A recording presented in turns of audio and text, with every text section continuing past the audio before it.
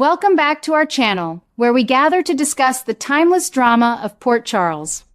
Today is a beautiful day to dive into the latest twists and turns of our favorite show, and we are thrilled to share these new insights with our incredible community of longtime viewers. The upcoming week of June 22nd through the 26th promises to deliver an extraordinary amount of suspense, revenge, and emotional devastation for the legacy characters we have loved for decades.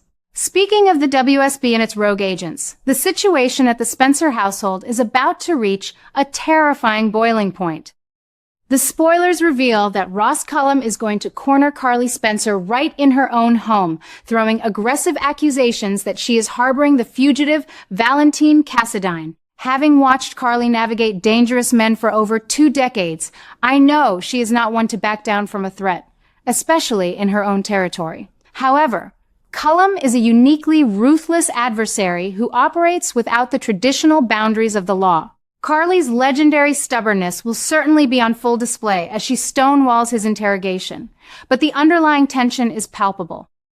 We must remember that Carly is already fighting a desperate hidden battle regarding her daughter Jocelyn's captivity at Windermere. Having Cullum invade her sanctuary while she is secretly trying to orchestrate a rescue mission for her daughter places Carly in an incredibly precarious position. I find myself holding my breath, wondering if her defiant facade will crack under the immense pressure or if she will manage to outsmart Cullum just long enough to execute her next move. What makes Carly's predicament even more fascinating is the ripple effect it has on Jack Brennan. Despite the hostility and the complicated history between them, Brennan is about to receive some highly disturbing news regarding Carly's confrontation with Cullum.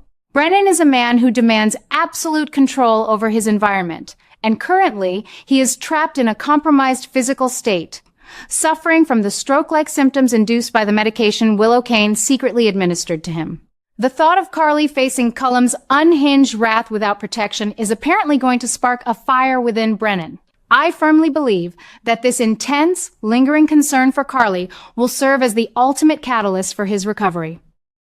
The human will is a powerful thing, and for a man as formidable as Brennan, the desperate need to protect a woman he respects and perhaps cares for more deeply than he admits might just push him to overcome his physical limitations at an accelerated pace. It is a brilliant narrative choice to intertwine his medical crisis with Carly's physical danger, creating a ticking clock that adds immense urgency to his rehabilitation.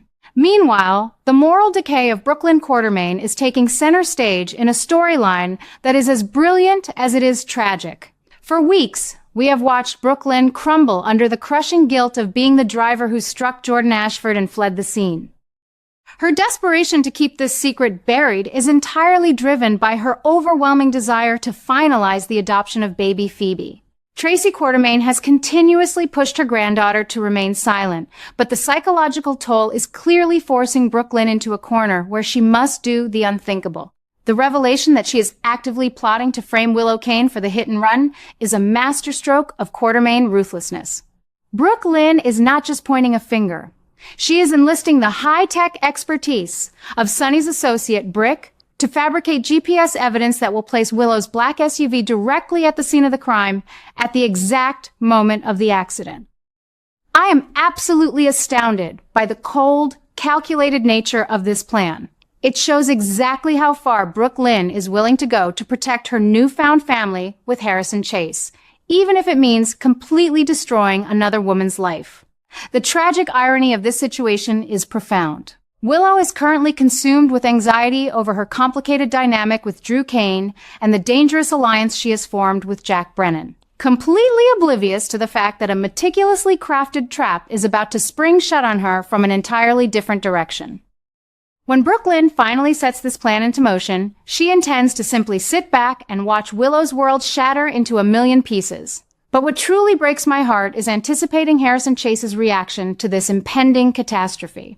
Chase is a man of deep moral conviction, a dedicated detective who believes in truth and justice. If he is presented with irrefutable, albeit forged, GPS evidence that Willow committed a felony and covered it up, it will force him to arrest a woman he once loved deeply. The emotional devastation this will cause Chase is unimaginable. And it makes me question whether Brooklyn's marriage can ever survive if the truth about her framing Willow comes to light.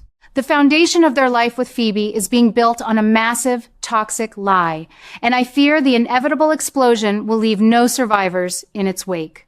As we look ahead to the upcoming episodes of General Hospital, I cannot help but feel a profound sense of anticipation regarding the frantic search for Rocco Falconeri. We all know how fiercely protective the Spencer and Falconeri families are when it comes to their children, and seeing Lulu Spencer and Dante Falconeri forced to take matters into their own hands is both thrilling and heartbreaking. The revelation that Cassius Faison, masquerading behind the beloved face of Nathan West, is the one providing them with clues about Rocco and Britt Westbourne's whereabouts adds a sickening layer of psychological manipulation to the ordeal. Cassius is a master manipulator who thrives on the suffering of others, and I strongly suspect that any breadcrumbs he offers are laden with trap. Dante, with his finely tuned detective instincts, and Lulu, driven by a mother's desperate love, are walking right into the lion's den. The image of Britt fiercely protecting Rocco while on the run is a beautiful testament to her growth, but knowing that they are being hunted by both the authorities and sinister forces leaves me incredibly anxious for their safety. I wonder how long Dante and Lulu can follow Cassius's twisted trail before they realize they are being played in a much larger, darker game orchestrated by the WSB. As if the drama with the younger generation were not enough, the legacy characters are about to walk into a devastating snare set by the brilliant and lethal Jen Sidwell. Sonny Corinthos, Laura Collins, and Lucas Jones have been playing a highly dangerous game of espionage against Sidwell. Lucas bravely, yet perhaps foolishly, broke into the safe at Windermere to steal blackmail material, and Sonny took the drastic step of burning the evidence to protect Laura. However, Laura's steadfast insistence on taking Sidwell down through legal channels, rather than allowing Sonny to simply eliminate the threat, has left them all exposed. Sidwell is not a man who simply accepts defeat. He is a master tactician who thrives on vengeance. The spoilers indicate that Sidwell's trap is finally going to spring, placing Sonny, Laura, Lucas, and anyone else caught in his crosshairs in mortal peril. I am deeply concerned for Lucas, who possesses a pure heart but lacks the hardened criminal instincts required to survive a direct conflict with a man like Sidwell. The tension between Laura's moral high ground and Sonny's pragmatic mob justice is a classic General Hospital theme, but this time their ideological divide might cost them their lives. Amidst these life and death struggles, the emotional landscape of Port Charles is further complicated by the ongoing trials of the Ashford and Robinson families. Trina Robinson is carrying the weight of the world on her young shoulders.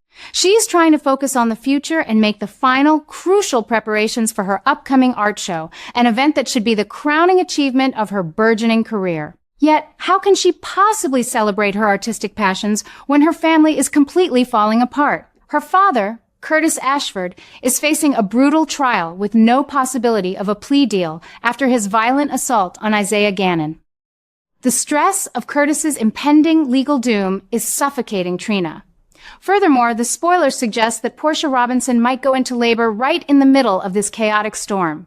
The juxtaposition of new life entering the world while the family's foundation is crumbling under the weight of violence and legal retribution is a classic soap opera trope, but it is executed here with such raw emotional resonance. I truly hope Trina can find a moment of peace to shine at her art show, but the looming shadow of Portia's labor and Curtis's trial threatens to turn her moment of triumph into a nightmare.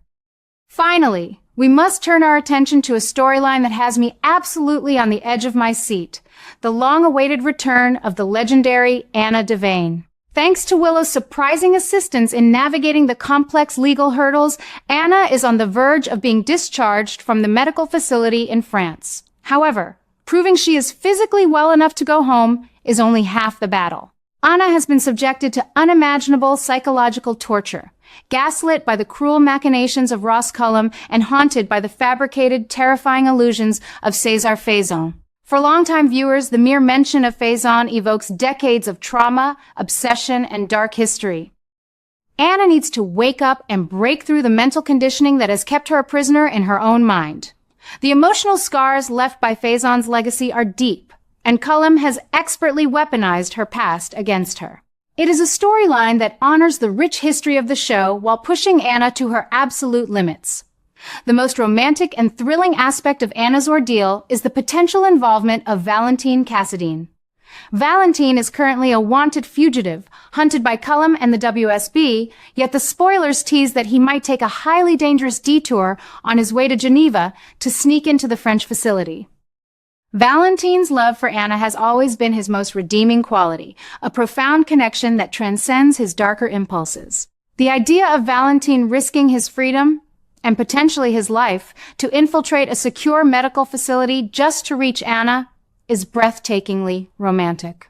He is perhaps the only person who can anchor her to reality, the only voice that can cut through the fog of Cullum's gaslighting and Faison's lingering ghost. If Valentine can reach her, their reunion will undoubtedly be one of the most powerful moments of the year. It perfectly encapsulates the enduring magic of General Hospital, the intertwining of high-stakes espionage, deep psychological drama, and a love story that refuses to be extinguished by the darkest of circumstances. As we prepare for this explosive week of television, I invite you all to reflect on how beautifully the show continues to honor its legacy while forging new, unforgettable paths for the characters we hold so dear.